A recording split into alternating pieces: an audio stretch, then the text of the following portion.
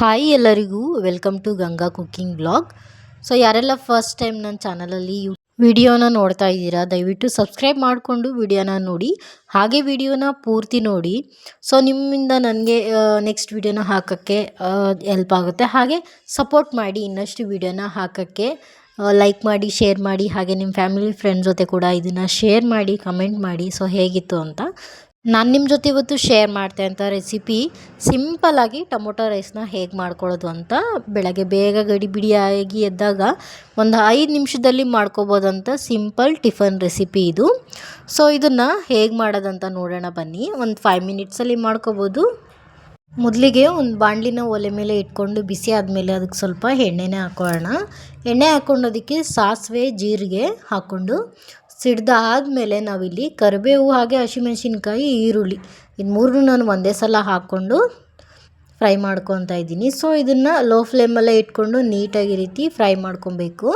So fry ಆಗಿದ್ದಾದಮೇಲೆ ನಾನಿಲ್ಲಿ tomato ತೊಗೊಂಡಿದ್ದೀನಿ. Tomato ಹಾಕ್ಕೊಂಡು ಅದಕ್ಕೆ ಸ್ವಲ್ಪ ಸಾಲ್ಟನ್ನ ಹಾಕ್ಕೊಬೇಕು.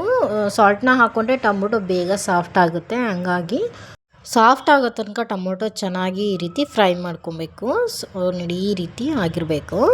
ಸೊ ಫ್ರೈ ಮಾಡ್ಕೊಂಡಿದ್ದಾದಮೇಲೆ ನಾವು ಇದಕ್ಕೆ ಒಂದು ಅರ್ಧ ಸ್ಪೂನಷ್ಟು ಶುಂಠಿ ಬೆಳ್ಳುಳ್ಳಿ ಪೇಸ್ಟನ್ನು ಹಾಕ್ಕೊತಾ ಇದ್ದೀನಿ.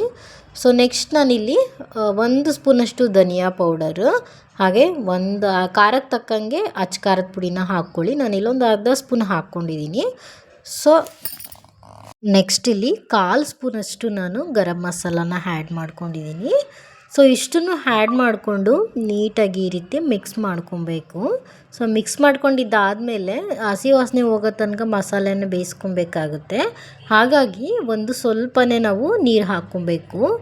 ಗೊಜ್ಜು ರೀತಿ ಹಾಕಬೇಕಿದ್ದು, ಆ ರೀತಿ ನೋಡಿಕೊಂಡು ನೀವು ನೀರನ್ನ ಹಾಕ್ಕೊಳ್ಳಿ.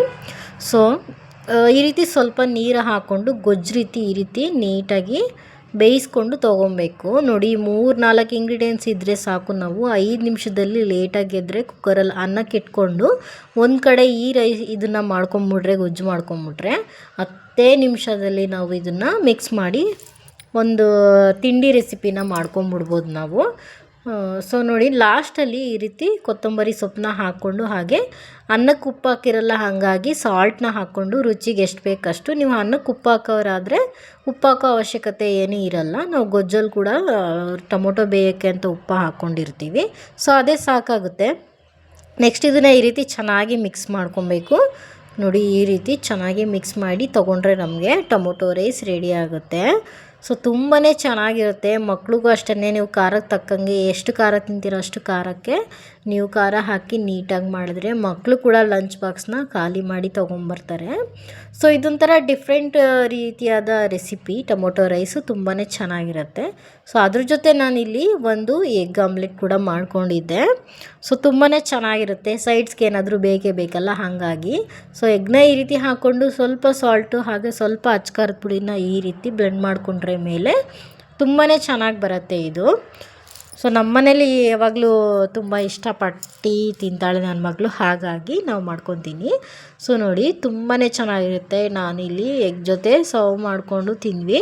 ಸೊ ನೀವು ಮಾಡಿ ಹೇಗಿತ್ತು ಅಂತ ಕಮೆಂಟ್ ಕೂಡ ಮಾಡಿ. ತುಂಬಾ ಚೆನ್ನಾಗಿ ಬಂದಿತ್ತು. So thank you for watching.